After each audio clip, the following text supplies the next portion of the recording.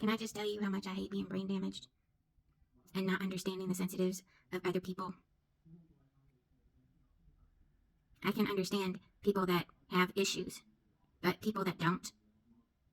I've lost friends. I've lost family. I've lost so much because of the way I think and the way I am and how I present myself. And it's sad. It makes me sad a lot. Lost doctors, lost all kinds of things because I can't control my thoughts when I'm by myself. When I'm with other people, that's a different story because I have that social interaction. But when I'm by myself, I'm no good. It makes me sad.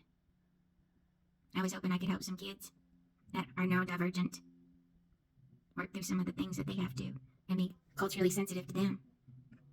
I was hoping I could work with this kid again. I bought him books to draw in so that he has that concrete part of his existence and not just loose papers.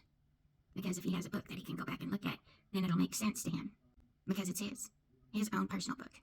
And I thought of things that would help other neurodivergent children, such as when they get overstimulated, it's hard for them to articulate what's going on with them.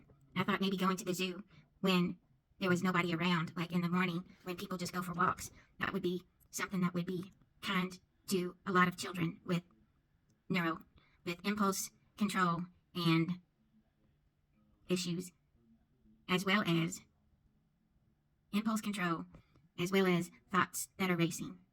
Because these kids, they think differently than a neurotypical. They think faster. And because they have to negotiate a brain healthy world, they have to have skills that somebody that doesn't have them cannot teach. It's difficult. I noticed that being overstimulated can cause problems. And being around a bunch of kids in certain settings is not beneficial. I'm sorry if I'm offending you. Maybe some part of you needs to be offended to break out of your own personal bubbles. Because life is for the living. And I've almost died several times over. Having brain surgery is no fun. Having a rotting septic tube in my gut for 7 years of bad luck when my husband died during that time. That really sucked.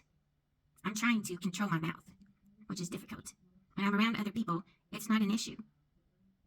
Because I'm sensitive to such things. Just like I'm culturally sensitive to people that speak with a different dialect because it makes things more interesting. And I don't mean to be offensive about noticing people with cultural differences. I think that's the flavor of life. That makes everything brighter. But I was thinking of things to do with some kids so that they feel more comfortable being around other people.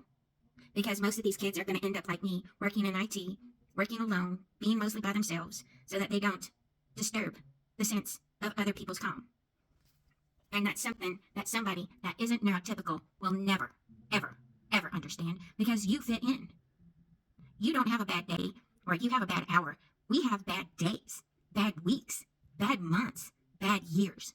And teaching someone about neurofeedback, and one of the best things that I ever did was EMDR therapy. And those kinds of things aren't necessarily taught in the district because you don't have the time to spend with each child to teach them these things. And most teachers don't know about it because they don't experience these things themselves. And how can you expect to try and teach someone how to live their lives if you have no frame of reference for their plight, their difficulties? I always have a hard time understanding adults because their motivations aren't like mine. My father used to cuss around me like a sailor. That's one of the reasons why I use the strong language that I use, is to take it so it's not so sensitive. Take words that are used to describe women and turn it around to show something positive. Understand how you don't have to be. You can be some of those words and not be offended yourself because somebody's calling you that. Somebody's making a joke about that. There's so many things. I would love to be president. And if I were, there are so many things that I would change in a heartbeat. In a heartbeat. That could change the world like I already have. And if you can't see that I've changed your lives by looking at Facebook, by looking at Instagram, my neurodivergent ass, my ideas of what the future should be like, what it should look like, those are mine. Do you think somebody that hasn't, who else in the world can say that? In the world. Nobody. I'm the only woman, the first woman to keep a blog online that's still available today.